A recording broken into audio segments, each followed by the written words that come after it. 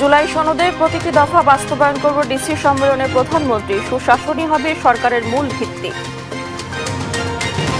সংস্কার মানতে চায় না বিএনপি, চায় ক্ষমতা উপভোগ করতে। মন্তব্য আখতারের, ফিরে যেতে পারে কর্তৃত্ববাদী শাসনে। সিলেটে ঘুম চোখে ট্রাক চালাচ্ছিলেন চালক, সংঘর্ষে পিকআপ ভ্যানের ৮ জন নিহত। চাঁপাইনবাবগঞ্জে ট্রাক চাপায় নিহত ২। অভিযানে তথ্য ফাঁস করা পুলিশের বিরুদ্ধে কঠোর ব্যবস্থার ঘোষণা ডিএমপি কমিশনারের। ২ দিনে ৯৪ চাঁদাবাজ গ্রেফতার। চলতি মৌসুমে হামের উপসর্গে ২৫০ জনের মৃত্যু। হাসপাতালে ভর্তি প্রায় ২৭,০০০, সুস্থ হয়েছেন ২৩,০০০-এর বেশি। সাংবাদিকদের স্বাধীনতা নিশ্চিতের প্রতিশ্রুতিবদ্ধ সরকার, জানালেন তথ্যমন্ত্রী। আরোপ করা হয়নি কোনো বিধি নিষেধ।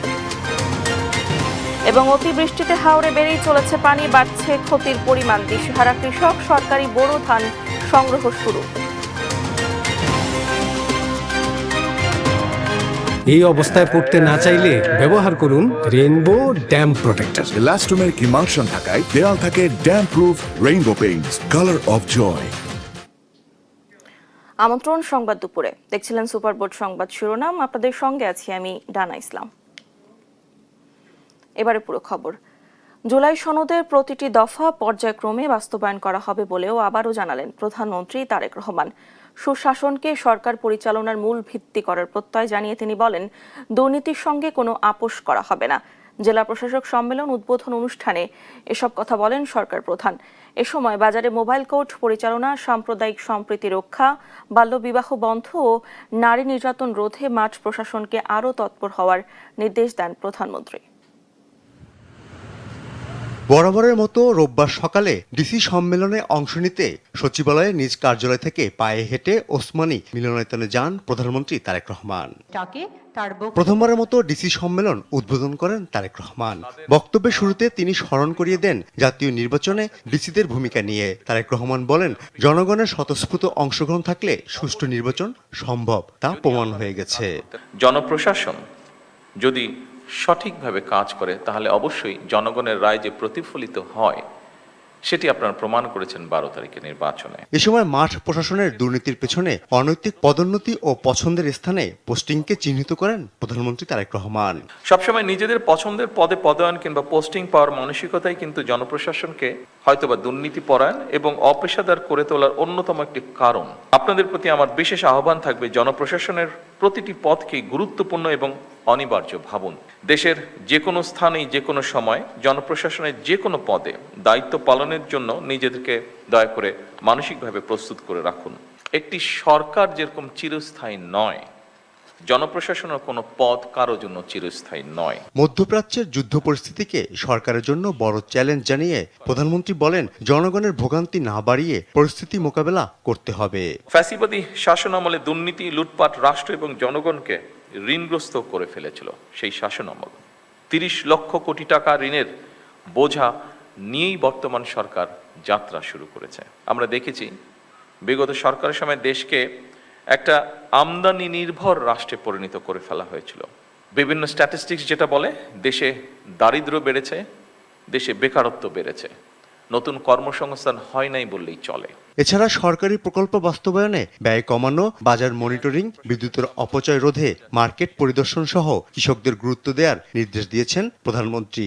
নির্বাচনী ইশতেহার এবং জনগণের সামনে স্বাক্ষরিত যে জুলাই সনদ, আমরা সেই সকল কিছুর অর্থাৎ আমাদের ম্যানিফেস্টো এবং জুলাই সনদ, এটার প্রতিটি দফা, প্রতিটি অঙ্গীকার পর্যায়ক্রমে আমরা বাস্তবায়ন করতে চাই। আমরা এই ব্যাপারে বদ্ধপরিকর। দুর্নীতির বিরুদ্ধে সরকারের অবস্থান পরিষ্কার, সেটি হচ্ছে আমরা কম্প্রোমাইজ করতে চাই না দুর্নীতির সাথে।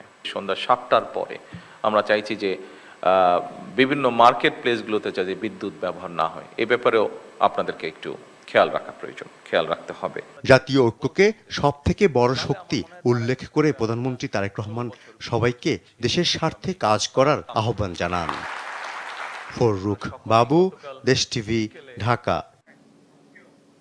ত্রয়োদশ জাতীয় সংসদের সংরক্ষিত নারী আসনের সংসদ সদস্যদের শপথ আজ রাত ৯টায় জাতীয় সংসদ ভবনের শপথ কক্ষে শপথ নেবেন নতুন সংসদ সদস্যরা।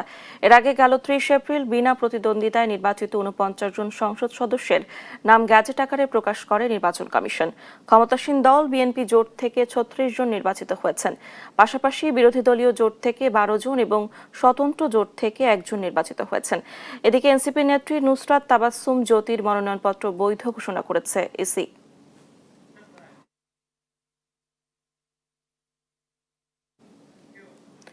ক্ষমতার জন্য সংস্কার মানতে চায় না বিএনপি, ক্ষমতা উপভোগ করতে চায়, এমন মন্তব্য করেছেন এনসিপির সদস্য সচিব আখতার হোসেন।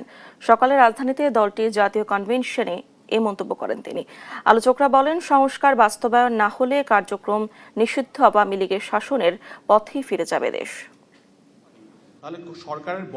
জাতীয় নাগরিক পার্টির সংস্কার বাস্তবায়ন কমিটির আয়োজনে জ্বালানি, অর্থনীতি, মানবাধিকার ও গণভোট বিষয়ক এ জাতীয় কনভেনশন।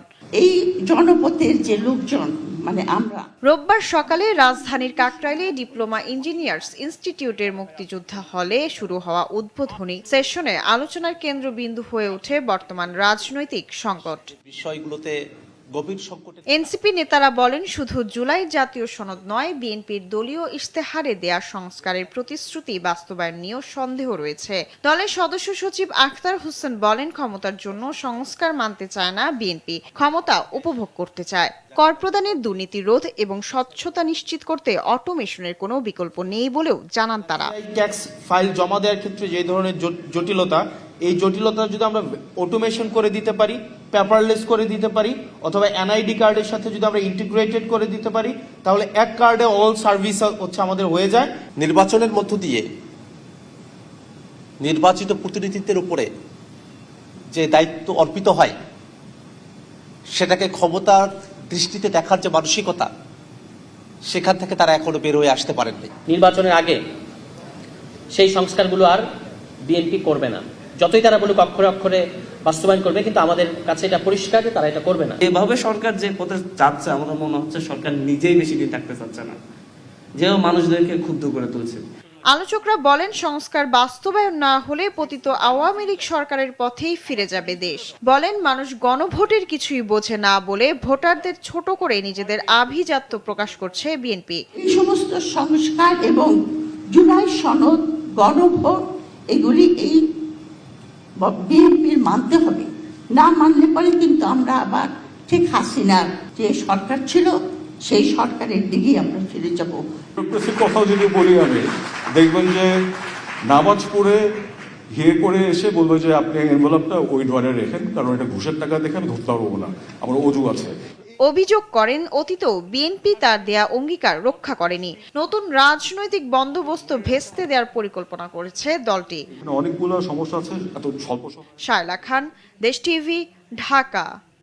আরএফএল ওয়াটার পাম্পের রোটর এখন আরো উন্নত আর বিদ্যুৎ সাশ্রয় হয় 20% পর্যন্ত। সিলেটে ট্রাকের সঙ্গে সংঘর্ষে পিকআপ ভ্যানে থাকা 8 নির্মাণ শ্রমিক নিহত হয়েছে। চিকিৎসা নিচ্ছে আরও 4 শ্রমিক। তাদের অভিযোগ, ঘুম চোখে ট্রাক চালাচ্ছিলেন চালক। এদিকে চাঁপাইনবাবগঞ্জে নাচলে ট্রাক ও মোটরসাইকেল সংঘর্ষে আরও 2 জন নিহত হয়। রোববার সকালে একটি ডিআই পিকআপ দিয়ে 15-16 জন শ্রমিক সিলেট থেকে সুনামগঞ্জে যাচ্ছিলেন। অপর দিক থেকে রাঙামাটি থেকে কাঁঠাল ভর্তি একটি ট্রাক সিলেট আসার পথে সকাল 6টায় সিলেটের দক্ষিণ সুরমার তেলিখাল এলাকায় পিকআপের সাথে মুখোমুখি সংঘর্ষ হয়। এতে ঘটনাস্থলেই 4 শ্রমিকের মৃত্যু হয়। পরে আহত 8 জনকে Sylhet MAG Osmani medical college হাসপাতালে নেয়ার পর সেখানে আরও 3 জনের মৃত্যু হয়। অপর একজন সিলেটের আরেকটি বেসরকারি হাসপাতালে চিকিৎসাধীন অবস্থায় মারা যান। নিহতদের মধ্যে 2 জন নারীও রয়েছেন। নিহত সবার বাড়ি সুনামগঞ্জ জেলায়। এদিকে ওসমানী হাসপাতালে স্বজনদের কান্নায় ভারী হয়ে ওঠে চারপাশ। স্বজনদের কেউ কেউ দাবি করছেন ট্রাকের চালক ঘুমন্ত অবস্থায় ছিলেন। সিলেট বিভাগের ভিতরে হামাই জায়গা, যেমন গলাবাজার তাজপুরের এরিয়া, তাইলে তারা একটা সকাইলা ভাব হয়, বাতাসে তারা একটা উঙ্গা নিয়ে আয়, উঙ্গায় গাড়ি চালায়। আমরা প্রচুরই দেখছি। তিনটা বাচ্চা কি উপায়, অতিরিক্ত চলার কোনো রাস্তা নাই। ফরিদের কামো গেছে দেখাইছে, আপনাদের দ্বিতীয় কোনো রাস্তা নাই। ঘটনার পর ট্রাক ও পিকআপ জব্দ করা হলেও পালিয়েছে চালকরা। এদিকে চাঁপাইনবাবগঞ্জের নাচলে ট্রাক ও মোটরসাইকেলের মুখোমুখি সংঘর্ষে সোহাগ হোসেন ও রবিউল ইসলাম নামে 2 জন নিহত হয়েছেন। রোববার সকালের দিকে উপজেলার নাচল আড্ডা সড়কের বেনিপুর ও ভাদ্রের মাঝামাঝি এলাকায় এ দুর্ঘটনা ঘটে। ফারজানা আফরোজ টুম্পা, নিউজ ডেস্ক, দেশ টিভি। 2 দিনে বিশেষ অভিযানে 58 জন তালিকাভুক্ত 154 জন চাঁদাবাজকে গ্রেফতার করেছে ডিএমপি। রোববার সংস্থাটির মিডিয়া সেন্টারে ব্রিফিংয়ে তথ্য জানান ডিএমপি কমিশনার। বলেন, চিহ্নিত এলাকাগুলোতে নিয়মিত সমন্বিত অভিযান চলবে। তথ্য ফাঁস করলে ব্যবস্থা নিয়ে হুঁশিয়ারিও দেন তিনি। এদিকে অপরাধ নিয়ন্ত্রণে রায়ের বাজার এলাকায় নতুন থানা গঠনের প্রস্তাব মন্ত্রণালয়ে পাঠানো হয়েছে বলে জানান ডিএমপি কমিশনার। নতুন সরকার দায়িত্ব নেওয়ার পর থেকে চাঁদাবাজির মতো অপরাধগুলো বন্ধে উঠে পড়ে লেগেছে প্রশাসন।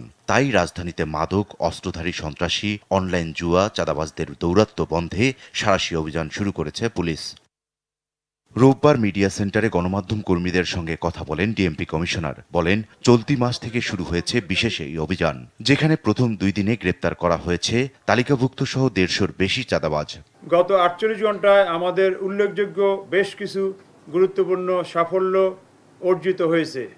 সুনির্দিষ্ট গোয়েন্দা তথ্যের ভিত্তিতে আমাদের থানা পুলিশ, ডিবি এবং সিডিডিসি টিম বিভিন্ন এলাকায় অভিযান চালিয়ে 58 জন তালিকাভুক্ত চাঁদাবাজ এবং 94 জন তাদের সহযোগী চাঁদাবাজকে গ্রেপ্তার করা হয়েছে। মোহাম্মদপুর এলাকায় অপরাধ নিয়ন্ত্রণে নতুন একটি থানার প্রস্তাবনা স্বরাষ্ট্র মন্ত্রণালয়ে অনুমোদন হয়েছে।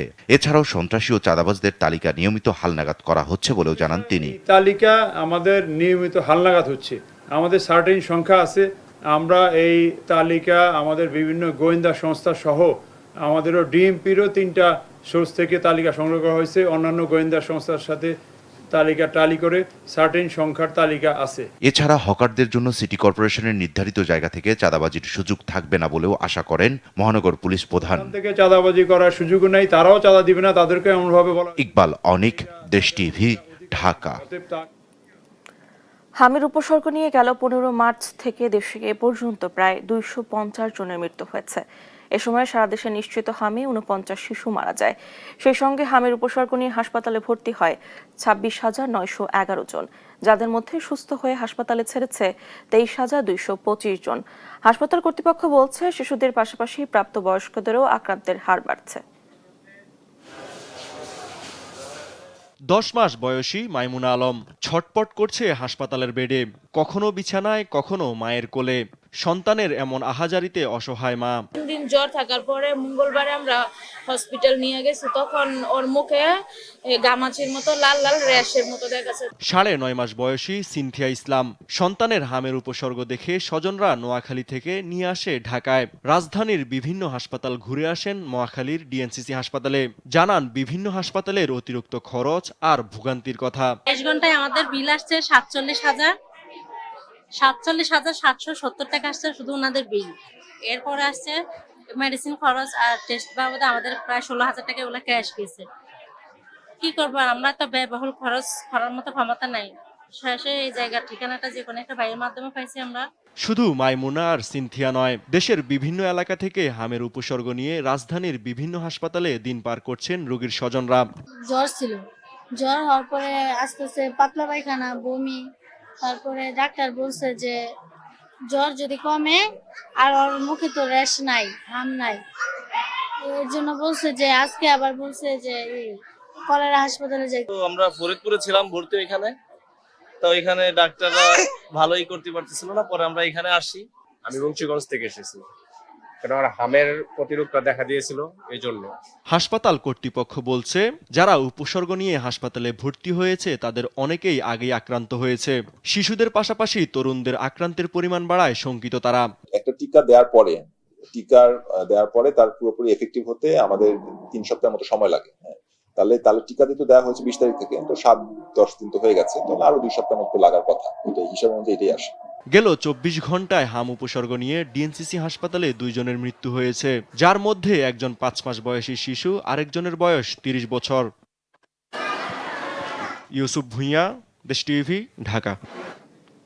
আজ বিশ্ব মুক্ত গণমাধ্যম দিবস। সাংবাদিকদের নিরাপত্তা নিশ্চিত করার কথা বলেছেন তথ্যমন্ত্রী জহিরুদ্দিন স্বপন। তবে গণমাধ্যম কর্মীরা বলেছেন, ঘোষণার পাশাপাশি প্রয়োজন কার্যকর বা বাস্তব পদক্ষেপ গ্রহণ। বিশ্ব মুক্ত গণমাধ্যম দিবস উপলক্ষে রাজধানীর রমনাস্থ অফিসার্স ক্লাবে আয়োজিত শোভাযাত্রায় উদ্বোধনী অনুষ্ঠানে তথ্যমন্ত্রী জহিরুদ্দিন স্বপন বলেন, নির্বাচনের আগে গণমাধ্যমের স্বাধীনতা রক্ষায় যে কাঠামো গঠন করা হয়েছিল, প্রধানমন্ত্রীর নির্দেশনা অনুযায়ী তা বাস্তবায়নের চেষ্টা করছে মন্ত্রণালয়। সরকার নির্বাচনের আগে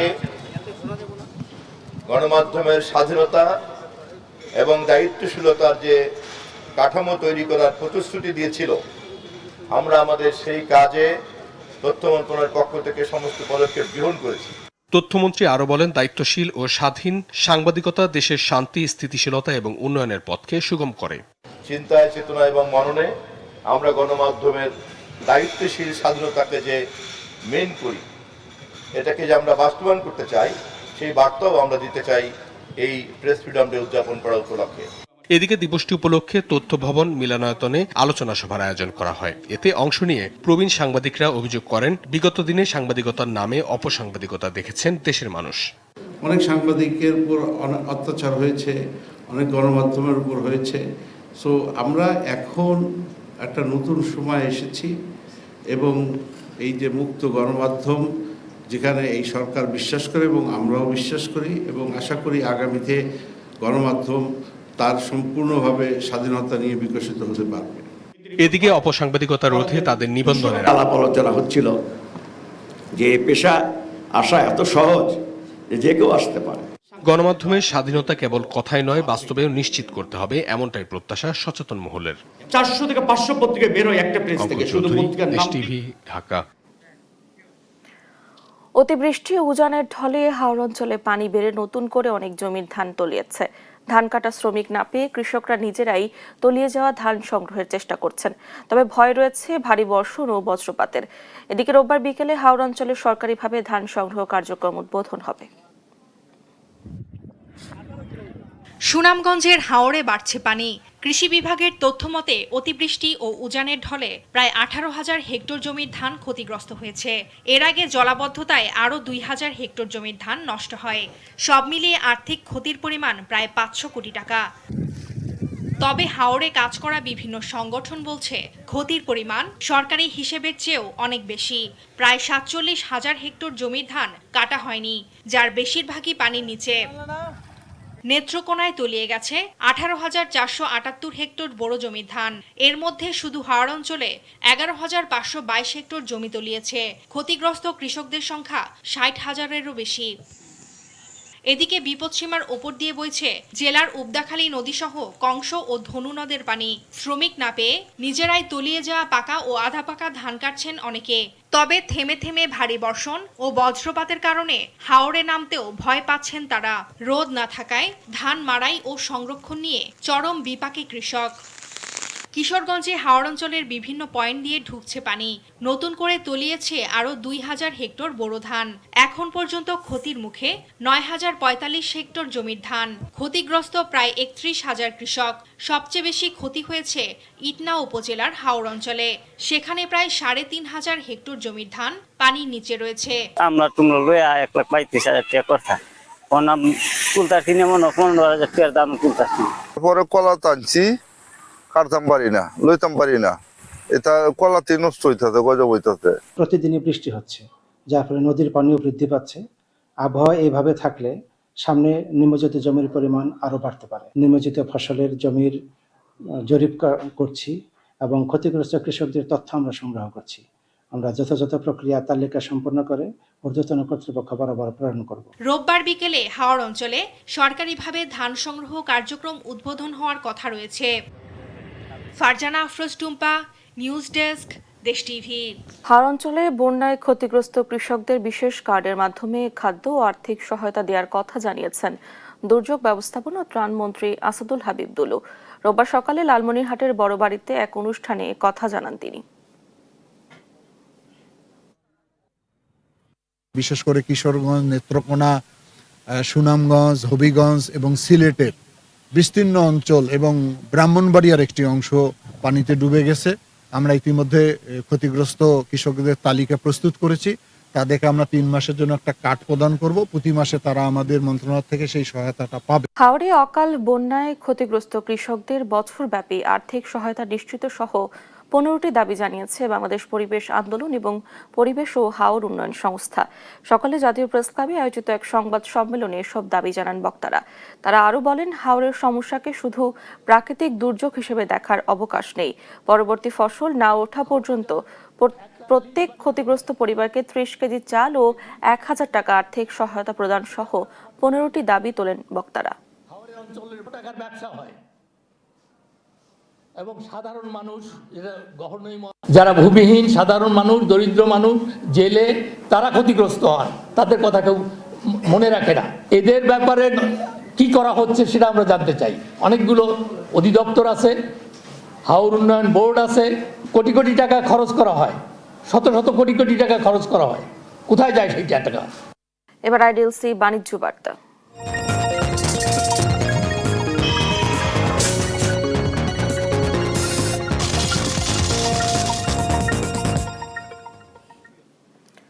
আসন্ন বাজেটে জনস্বস্তি ও অর্থনৈতিক প্রবৃদ্ধির মধ্যে ভারসাম্য আনার বড় চ্যালেঞ্জের মুখে সরকার।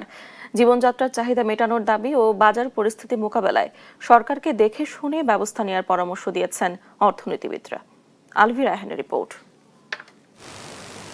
আসন্ন 2026-27 অর্থ বছরের বাজেট ঘিরে নতুন সরকারের কাছে সাধারণ মানুষের প্রত্যাশা তুঙ্গে। বিশেষ করে মধ্যবিত্ত, বেতনভোগী কৃষকদের মধ্যে বাজেট ঘিরে রয়েছে ব্যাপক প্রত্যাশা। শিক্ষা খাত, চিকিৎসা খাত, এই দুইটা খাতে আর হচ্ছে আপনার প্রযুক্তি খাতে, এই তিনটা খাতে একটু বেশি মনোযোগ দিলে ভালো হবে আর কি। প্রত্যেকটা জিনিসের যে দাম বেড়ে যাচ্ছে, এটা যদি আসলে একটু কঠোর হচ্ছে সরকার করতে পারে, সবকিছু থেকে আমরা একটু পাবো। সাধারণ যারা দিন মজুর, যারা দিন এনে দিন খায়, এরা ভালোভাবে ভালো পরিবেশে চলতে পারে, এটাই চাই। বাজেটের জন্য আঙ্গুর কৃষকের যে নেলানি চোখ তুলে চাইকে দে যে আমরা আসি। তবে সাধারণ মানুষের চাওয়া শুধু নীতি ঘোষণা নয়, বাস্তবে যেন কমে জীবনযাত্রার ব্যয়, নিত্যপণ্যের দাম, বাসা ভাড়া, চিকিৎসা ও শিক্ষার খরচ সব মিলিয়ে স্বস্তি চায় তারা। কৃষকদের উন্নয়ন করা, কৃষকদের উন্নয়ন ছাড়া আসলে দেশকে আগানো যাবে না। বিদেশি বিনিয়োগ বাড়িয়ে আমাদের সমন্বয় করে আমাদের দেশকে আগে এগিয়ে নেওয়া যায়, সে বিষয়ে আসলে গভর্নমেন্টের মনোযোগ দেওয়া দরকার। অর্থনীতিকে রক্ষা করার জন্য, দেশকে নিরাপদ রাখার জন্য আমাদের প্রতিরক্ষা খাতে একটা ভালো বাজেট রাখা উচিত। অর্থনীতিবিদরা বলছেন, মূল্যস্ফীতি নিয়ন্ত্রণে কার্যকর পদক্ষেপ নেয়ার পাশাপাশি বিনিয়োগ ও কর্মসংস্থান বাড়াতে উদ্যোগ নিতে হবে। তা না থাকলে কাঙ্ক্ষিত প্রবৃদ্ধি অর্জন কঠিন হয়ে পড়বে। চ্যালেঞ্জ হচ্ছে যে আপনাকে দেশি বিনিয়োগ বাড়ছে না, আপনার বিদেশি বিনিয়োগ বাড়ছে না, আপনার নানামুখী সংকট সৃষ্টি হচ্ছে, বাংলাদেশ বারবার দুর্নীতিতে চ্যাম্পিয়ন হচ্ছে, বিনিয়োগকারীদের আস্থা হারিয়ে যাচ্ছে। সুতরাং সরকার কিন্তু নানামুখী চ্যালেঞ্জের ভিতরে পড়ে গেছে এবং সামনের বাজেট এই চ্যালেঞ্জগুলো মোকাবেলা করতে কতটুকু সক্ষমতা অর্জন করবে এটা বলা যাচ্ছে না। কারণ রাজস্ব আয় যদি আপনার না হয়, তাহলে সরকারের লক্ষ্য পূরণ হবে না, জনগণের প্রত্যাশা পূরণ হবে না এই বাজেটের মাধ্যম দিয়ে। সাধারণ মানুষের আশা পূরণ করতে না পারলে সংকটে পড়বে মানুষ আর চাপে পড়বে সরকার, এমনটি মনে করছেন বিশ্লেষকরা। আলভি রায়হান, দেশ টিভি, ঢাকা। নতুন গাড়িটার স্বপ্ন পূরণে সবাই মিলে যায় খুশির মিছিলে। 40 বছর ধরে এমন অসংখ্য খুশির মিছিলে ছিল আইডিএলসি, থাকবে আগামী